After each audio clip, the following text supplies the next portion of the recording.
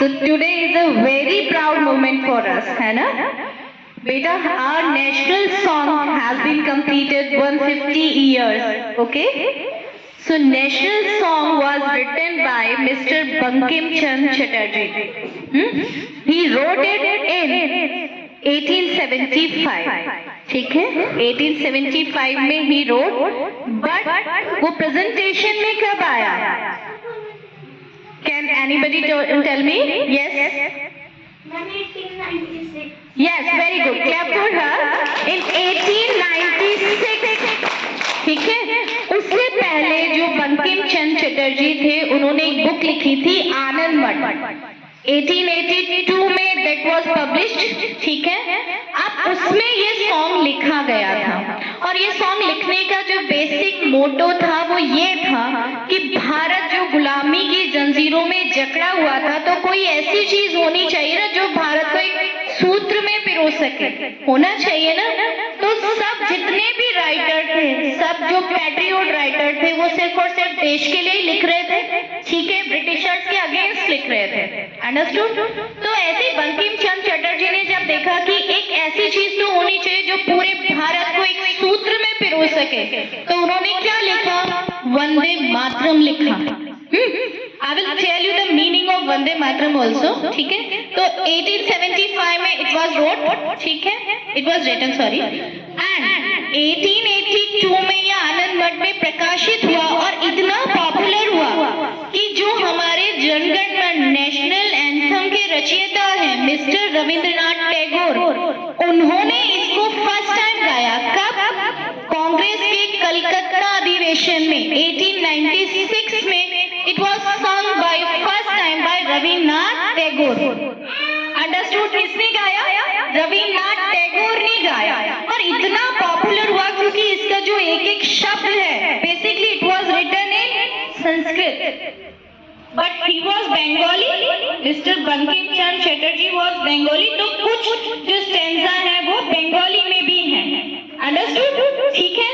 तो जब उन्होंने इसकी रचना की तो देश में ऐसा जोश भर गया और बंकिम चंद्र चटर्जी भी इस बात को कहते थे कि ये युगों युगों तक गाया जाएगा, ठीक है? युगों, और ऐसा ही हो रहा है। 150 इयर्स हो गए हैं, उसके बाद भी इसकी महिमा कम नहीं हुई और बेसिकली ऑफिशियली इसको अडॉप्ट कब किया गया? 24 जनवरी 1950। यू नो वेरी वेल कि हमारा जो कॉन्स्टिट्यूशन है वो कब बन के रेडी हुआ था? 2 years 11 months and 18 days, है ना? And we adopted our constitution on 26 January 1950। तो उसे जस्ट 2 days बिफोर ये हमारा जो नेशनल एंथम था जनगण मन, उसको नेशनल एंथम मान लिया गया और ये जो वंदे मातरम है उसको नेशनल सॉन्ग मान लिया गया, ठीक है? ये तो थी इनकी हिस्ट्री, ठीक है? और जब जब ये सॉन्ग गाया जाता था तो पूरा देश, हिंदू हो, मुस्लिम हो, सिख हो, ईसाई हो, पूरा देश झंडे के नीचे इकट्ठा हो जाता था। हमारा नेशनल फ्लैग है ना, ट्राई कलर, और इतनी देशभक्ति की भावना से ओत-प्रोत हो जाता था कि कोई धर्म नहीं था, धर्म सिर्फ एक था, भारतवासी, ठीक है? भारतीयता, ठीक है? अब इसका मीनिंग समझते हैं। फर्स्ट लाइन से हम लेते हैं वंदे। वंदे यानी वंदनीय, मातरम, मातरम मातृभूमि। तो मातृभूमि क्या है? वंदनीय है। आपने पढ़ा भी होगा, जननी जन्मभूमि स्वर्गात्पी करियसी। जो हमारी देशभक्ति है वो जननी जन्मभूमि जो हमारी है वो स्वर्ग से भी बढ़कर है, ठीक है? जननी से भी बढ़कर है। तो वही चीज थी फर्स्ट थी वंदे मातरम, यानी हमारे जो भारत की भूमि है वो वंदनीय है। अब वंदनीय क्यों है? क्यों है? सुजलाम, सु का मतलब अच्छा, जलाम जिसका जल अच्छा है। संस्कृत भी आप पढ़ेंगे इन 6th standard, you will learn Sanskrit also. हमारे जितने भी वेद हैं सब संस्कृत में लिखे गए हैं, ठीक है? तो सुजलाम का मतलब क्या है? जिसका जल पवित्र है। सुफलाम जो अच्छा फल देने वाली है, ठीक है? सुजलाम सुफलाम मलयज शीतलाम। मलयज का मतलब होता है बेटा, साउथ में एक पर्वत है, चंदन कहते हैं मलयज को, ठीक है? तो चंदन का ही एक पर्वत है, चंदन में क्या खास बात होती है कि कितनी भी अपवित्र चीज हो उसको पवित्र कर देती है। सभी देवी देवताओं को हम चंदन का तिलक लगाते हैं ना, तो चंदन के पर्व से जो हवा आएगी सोचिए वो कितनी पवित्र होगी, पवित्र होगी ना। तो सुजलाम सुफलाम मलयज शीतलाम, यानी मलयज पर्वत से जो शीतल हवा आ रही है वो कितना भारत भूमि को पवित्र कर रही है ना। शुभ्र ज्योत्सना, है ना। शुभ्र, शुभ्र का मतलब क्या होता है? सेकेंड लाइन क्या थी? What was second line? Yes yes,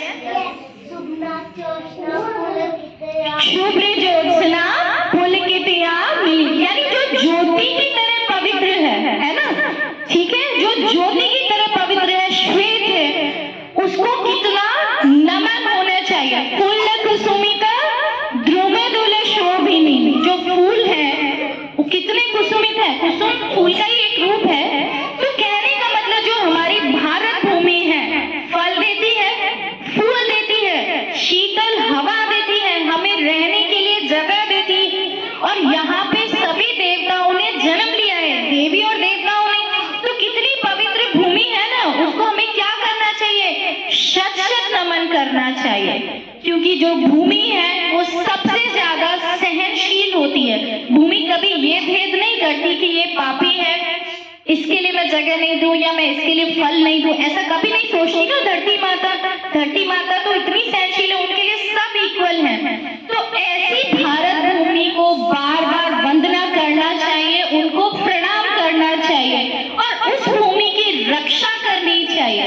इसलिए तो हमारे सोल्जर्स खड़े होते हैं ना सियाचिन में। आप सोचिए यहाँ इतनी ठंड है तो सियाचिन में कितनी ठंड होगी, लद्दाख में कितनी ठंड होगी, है ना, कारगिल में कितनी होगी, उसके बाद भी वो देश की रक्षा कर रहे हैं। तो ये भावना उस टाइम डालना इसलिए जरूरी था क्योंकि सोल्जर्स तो बॉर्डर पे कर रहे हैं, लेकिन देश के अंदर जो ब्रिटिशर्स घुसे हुए थे उनको बाहर निकालने के लिए सब में भक्ति भावना, और वो भक्ति देवी देवताओं के साथ साथ किसके लिए? सबसे पहली भक्ति जो हमारी होनी चाहिए वो अपनी मातृभूमि के लिए होनी चाहिए। और उस मातृभूमि को जगाया किसने? सबने समय समय पर अपना काम किया, लेकिन वंदे मातरम के द्वारा किसने जगाया? रविन्द्रनाथ टैगोर ने, जिन्होंने उसको गाया, उसको अडॉप्ट किया।